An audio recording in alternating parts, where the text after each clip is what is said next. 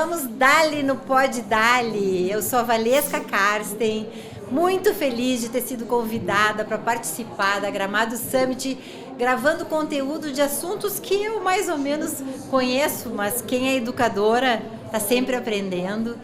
E hoje eu estou aqui com duas pessoas muito especiais, pessoas que fazem acontecer a Gramado Summit. A querida da Michele e o Jean.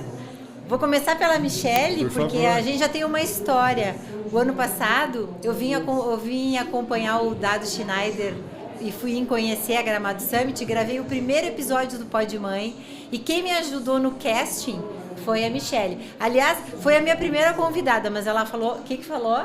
Eu falei que eu não me sentia preparada. Mas esse ano tá, né? Esse ano tá. Então tá, Michi, querida, te apresenta pra gente, conta quem é você na fila do pão. Vamos lá, eu sou Michele, eu tenho 36 anos, tenho uma história com a Gramado Summit de 4 edições já, 3 edições em Gramado, uma edição em Punta del Este, e estar aqui representa muito da Michele, né? Porque a Michele é uma educadora de formação, sim, é uma professora de formação e é uma mãe.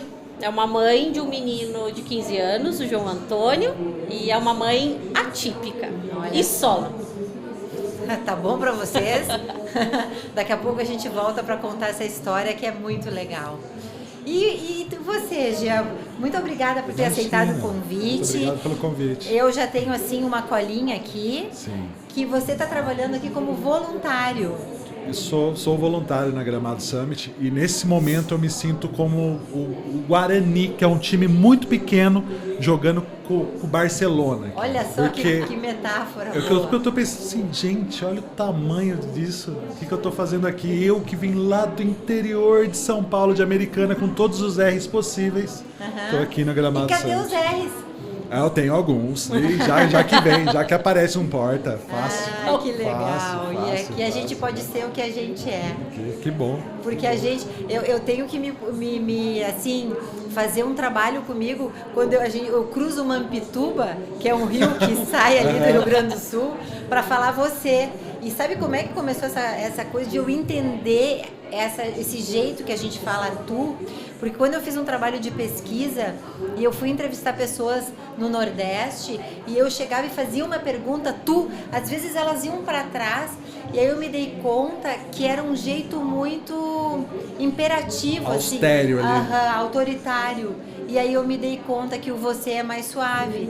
Então eu faço um trabalho comigo de chegar mais perto desse outro jeito de falar, entendendo isso, não sendo assim, valorizando as minhas raízes, sim. Mas eu procuro cuidar e eu acho que faz diferença. É empatia, né? É você trabalhar a sua empatia para se conectar melhor com a outra pessoa, né? Muito bonito. É isso aí. Mas, Michi, voltando assim, o João Antônio tá com 15 anos. 15 anos, o João Antônio, tá. E aí, o ano passado, quando a gente conversou, aí é o drama de todas as mães, de ter que se ausentar vários dias e deixar sua criança, o seu filho, o seu adolescente em casa. E uma criança típica, às vezes, se não tem uma rede de apoio que se dê conta e que cuide do seu jeito, fica mais difícil ainda, né? Fica, porque ele tem algumas necessidades, principalmente psicológicas e emocionais, que pela convivência a gente acaba tendo mais facilidade de lidar, né? A gente tem um entendimento mais fácil.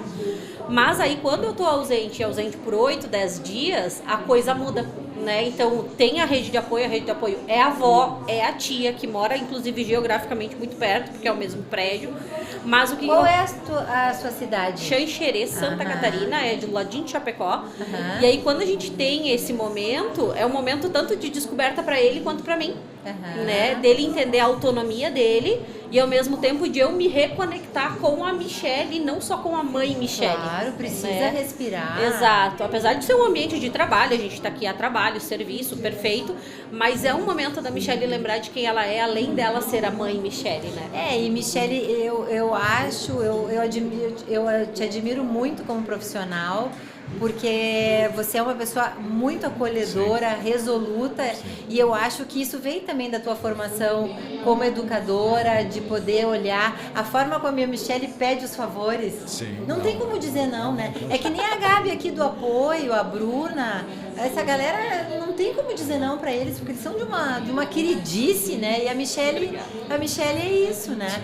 Mas aí a gente conversando nos bastidores, você me disse que agora o diagnóstico dele de TEA, de transtorno do espectro autista, parece que... Como é que é isso? Me conta. A gente teve que retomar esse processo porque a gente acabou tendo um profissional que depois a gente descobriu diversos problemas com esse profissional e que o diagnóstico dele não era 100% confiável.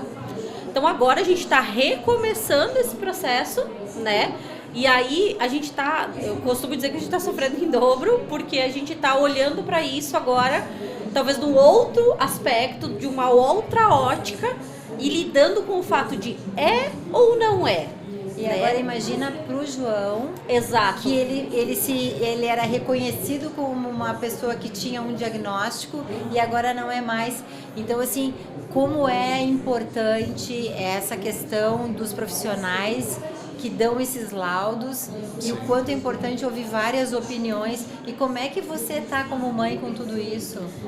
Assim, agora como a gente recomeçou, esse é o momento talvez mais crítico, né? Porque é o momento que a gente está mexendo de novo nisso, que a princípio estava resolvido, sarado nele. E nesse momento a gente está tendo que mexer de novo disso. Então a gente tem adolescência, que por si só é uma fase que tem muitos questionamentos dele. E aí a gente tem esse do questionamento enquanto adolescente e questionamento enquanto tenho ou não tenho esse diagnóstico ou não. Então ele está num momento de muita ansiedade, ele está num momento de muita insegurança. E é isso a gente reflete na escola. Porque ele sempre teve um bom desempenho na escola e agora ele não sei se vou bem na prova.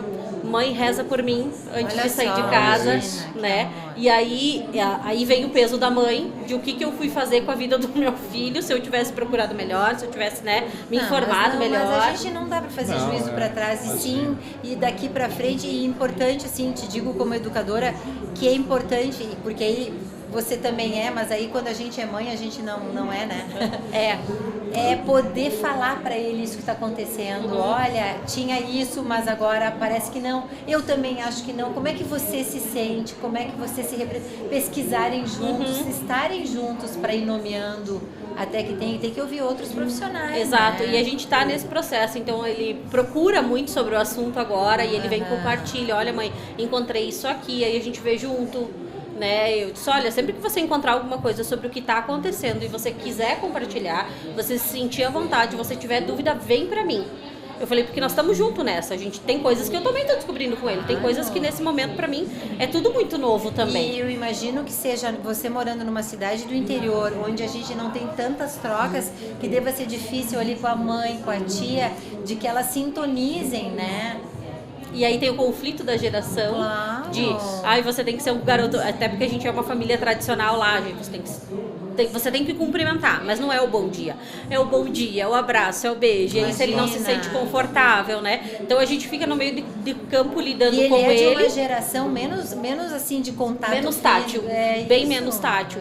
Então assim, a gente fica nessa coisa do vou negociar com a mãe, vou amparar ele, né? E aí a gente vai fazendo esse meio de campo. E no fundo estamos todos tentando descobrir tudo. Ponto, é isso, né? A gente tá trilhando uma jornada aí sem o Waze. Mas apenas estamos indo. Em termos práticos, assim, esse diagnóstico faz alguma diferença? Assim, a gente acredita, né? Pelo primeiro processo, por mais que ele não seja 100% confiável, ele não tem um grau muito elevado, né? Ele deve ser um grau mais leve. Mas a gente percebe muito isso na sociabilidade dele, né? Ele tem uma dificuldade de socialização muito grande e isso impacta na escola, né? Então ele é o garoto que fica lá no cantinho com o fone de ouvido, né? Na dele.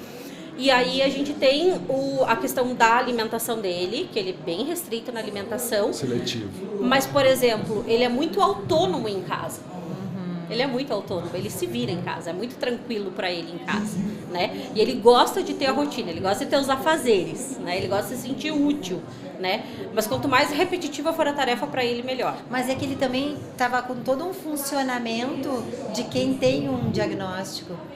Reverter isso também é procurar ajuda e ir trilhando isso Porque assim, a plasticidade cerebral nessa idade, ela é muito recuperável de coisas. Então, no momento, agora precisa saber o que é para vocês poderem trabalhar com isso. E Jean, agora devolvendo a bola para você. Como está sendo essa experiência aqui na Gramado Summit? A Gramado Summit para mim tem todas as coisas que eu gosto muito. Tem pessoas, sou apaixonado por pessoas, tem tecnologia, que eu gosto muito de tecnologia, mas tem sobretudo esse estudo de comportamentos, estudo sobre... Falava sobre isso com a mim mais cedo, falei assim, não é sobre tecnologia, Valesca, você provavelmente você também chegou nessa conclusão, né? Sempre sobre pessoas, é sempre sobre comportamento. E estar nesse momento, respirando isso, eu me sinto oxigenado, sabe? Claro. Assim, nossa, ok, é isso. Que legal. Estou onde eu deveria estar. Que legal. Isso me dá muito um quentinho no coração. Assim. Que bom. E eu perguntei para você qual é a sua formação e você me disse que se formou em RP. Sim. Porque na sua cidade não tinha jornalismo. Pois é. Mas hoje me diz que é um comunicólogo. Sou um comunicólogo. Estudo comunicação. Então eu fiz relações públicas porque eu queria ser jornalista e no final fui por muito tempo publicitário. Então sou uma mistura. Isso aí. E aí o comunicólogo me abraça de forma mais ampla. E isso que você está falando sobre tecnologia, tudo envolve, somos as pessoas e somos as pessoas que somos das nossas origens, do que a gente vai e coloca no nosso repertório para poder aproveitar a tecnologia. Então, às vezes acham que esse tipo de evento a gente vai conversar sobre as profissões do futuro. A própria inteligência artificial está renomeando, a gente não tem noção, mas as habilidades precisam ser revistas, né? Sim. Então, eu acho que esse tipo de evento, ele proporciona esse contato para a gente arejar, né, a cabeça. Eu costumo dizer muito que a gente tem que pensar na automatizar para humanizar e não para mecanizar. Sim, né? Muito bom. Porque a gente tem essa coisa da inteligência, é substituição do ser humano pela inteligência artificial. Mas a própria inteligência artificial, ela se constrói a partir do ser humano. Sim. Ela vem para auxiliar. Exato, mas a gente quer tanto uma coisa tão pronta, tão rápida, que a gente substitui as coisas. E aí tu, como educadora, Valesca, acho que talvez tu pode me dizer se eu estou certa ou estou errada, mas a gente sente que isso vem também de um sistema de ensino que encaixotava as coisas. A geografia era a geografia, a história era a história, o português era português. E aí quando eu chego na matemática e a professora me diz, você tem que interpretar a questão. Não, interpretação de texto é português, não tem nada a ver com matemática, né? Então a gente já vem com esse encaixotar, essa dificuldade de costurar as coisas de lá. Claro. E aí quando a inteligência artificial chega na nossa vida, o que a gente faz?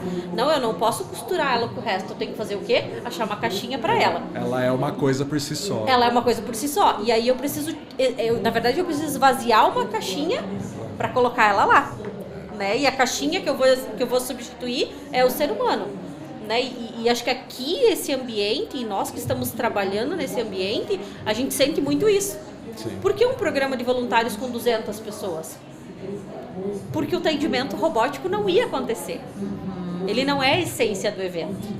Sim, a gente precisa das pessoas, mas a gente está num evento desses e trocando com pessoas, assim como vocês, eu fico pensando, é que eu trabalho com educação de gente pequena, onde a tecnologia, ela vai fazer sentido para eles muito mais se eles pisarem no chão da infância. Entendi. Se eles tiverem um espaço para brincar, para se desencaixotar, para estimular mais a criatividade. Mas a sensação que eu tenho que vai precisar haver uma revolução na educação. Porque toda essa tecnologia, ela vem vindo, mas a educação está num momento que os professores estão assim, aquele jeito que a gente ensinava, essa galera não vai mais aprender. Então, e ao mesmo tempo não pode as telas. Né? Então, eu acho que, como o Dado diz nas palestras deles, a gente está numa adolescência do futuro que a gente não sabe bem o que vai ser, mas eu acho que vai chegar um momento onde a gente vai poder se juntar, estudar juntos e melhorar, porque senão os alunos não vão ir mais, não vão se engajar mais. Mas isso é muito doido, né, Valesca? Porque, salvo devido às exclusividades aí, tem isso. Se você voltar num tempo, por algum motivo, e entrar dentro de uma sala de aula em 1800, você não vai saber que você voltou no tempo, porque ainda vai ter aquele formato. São fileiras, um professor lá na frente. Uma pessoa transmitindo e os outros escutando. E talvez isso realmente já dá para... Já deu, né? Dá para repensar, né? E hoje, de manhã, a gente estava falando sobre dar aula, né? Porque Sim. o Jean também tem experiência de sala de aula. E a gente troca muito, assim, eu dei aula na escola básica, né? Aquela coisa do básico, do português, do inglês. Dali a pouco eu fiz a transição de carreira, fui pro marketing e eu voltei pra sala de aula. E tem coisas que não mudaram. Não mudaram. Tem coisas, e aí era gente pequena, era 3, 4 anos, e agora é gente de 20, 30 e continua a mesma coisa. Essa sensação de que você voltou pro mesmo lugar, que você nunca sai de lá, né? Mas eu acho que a primeira coisa para mudar precisa a gente conversar. Porque são pensamentos que a gente vai espalhando e que a gente vai se reconectando. Eu mais tarde vou conversar com várias pessoas da educação. Certamente essa provocação vai vir. Agora eu tenho uma coisa para perguntar. Você que já está... Qual é a edição que está trabalhando na... Quarta edição. Na quarta edição. Conta uma história pra gente dos bastidores, porque a Michelle trabalha lá na sala dos palestrantes. Conta uma história assim que marcou. Teve um palestrante na edição de 2024, um nome renomadíssimo, esperado, plenária cheia, quase 3 mil pessoas lá, tinha gente em pé, um alvoroço lá, e aí a pessoa não apareceu. Não veio. Não veio. Deu no show. Não apareceu. Deu E no aí, show. por questões aí de clima, enfim, transporte e tal, foi uma série de questões. E como é que tu gerencia isso? E aí eu trago, o grande ponto não tá em a pessoa não aparecer. É que tu frequenta sala de palestrantes, tu conhece lá a Valesca, e a gente tem palestrantes de todos os âmbitos, de todos os palcos lá. Então a gente tem o cara, hoje um Rodrigo Faro, que entrou lá dentro, mas a gente tem alguém, por exemplo, de um palco geek, e eu não tô falando que ele é menor, eu estou falando que ele é segmentado, ele é nichado, então ele não é um nome conhecido por todos. O que acontece? A gente tinha os palestrantes, além dos participantes, nos questionando. Por que a pessoa não apareceu? Mas o que aconteceu? Mas o que foi, né? Então, tu tá ali para servir, porque nós, entre grupo de monitores, a gente traz muito. Eu não vim trabalhar, eu vim servir. Ali a gente entende que a gente está a serviço. Mas tu tem que gerenciar isso, porque você está emprestando a tua skin naquele momento pro evento. E aí aquela história repercutiu, assim, foi além do evento. Quem vem trabalhar em Gramado tem que ter na cabeça que qualquer coisa tem que ir ali na rodoviária pegar um táxi e subir a serra. Sim. Não dá pra vir de helicóptero todo Não tempo. não dá. Hoje, propriamente, o Rodrigo Faro foi se pensar do plano B para ele chegar aqui. E ele chegou. É isso, né? né? E não É sobre pessoas. É sobre pessoas. Então foi uma situação que a gente teve ali, que aí era o rádio aqui assim, rodando, né? Passando informação pra gente, o pessoal desse lado aqui comentando e a gente naquele meio de campo ali, né? Lidando, enfim. Foi uma situação bem atípica, assim, de Gramado Summit. É, isso aí. Claro, quem tá nos bastidores tem que saber lidar com isso, né? Tem que saber. E nesses dias que você tá aqui, alguma experiência, assim, que chamou a atenção, alguma coisa que você vai levar, assim, pá, essa história é bacana, essa história é legal? Olha, eu aprendi bastante coisa nas palestras. Eu tive a oportunidade de ir na quarta e na quinta ver bastante palestra. E tem uma coisa em especial que me chamou muita atenção, que é separar inovação de tecnologia. Isso para mim foi disruptivo na minha cabeça. Assim. E o cara falou sobre como que tecnologia nem sempre auxilia a experiência do usuário. Aí ele deu o exemplo de supermercado. Você é sempre muito bem atendido, colocaram um caixa automático lá. Então, aplicaram de tecnologia. Só que, por inúmeras vezes, não funciona. A experiência do usuário é a mesma coisa? Não, é pior. E que tecnologia é essa que a gente está investindo tempo que piora a experiência do usuário? E isso foi sabe? Assim, aquilo... Uau! Nossa, é verdade. E aí, de novo, né? Não é sobre tecnologia. É pouquíssimo sobre, né? É sempre sobre inovar, tá? Vejo que o Gramado Summit é isso, é um grande celeiro de inovação, que faz pensar mesmo, né? Porque eu, de novo, vou voltar para a Americana com um pouquinho mais de inovação, assim. Isso... E ao mesmo tempo acontece em palestras, que hoje de manhã eu assisti a palestra do Guto Rocha, Nossa, chorei, assim, dele contar a história. Nossa, o que eu mais fiz foi chorar nesses Nossa, que coisa... Então a gente tem coisas, assim, de tecnologia, de inovação, mas, sobretudo, tem gente conectando com gente, querendo melhorar, transmitir esperança, e eu acho que isso é o melhor. Gente, eu teria muito mais, eu queria conversar sobre paternidade, sobre o papel do homem, que eu sei que é um pai presente aqui, sim. o pai da pequena, me diz de novo o nome dela. Martina. Da Maiti. Martina é a menina e Maíra é a mãe. Maíra é a minha senhora. Martina. A querida da Martina. Mas a gente vai voltar no outro momento para conversar esse papo, tá bem? Combinadíssimo. Então tá, muito obrigada. Adorei conversar com vocês. Pena que o tempo é rápido.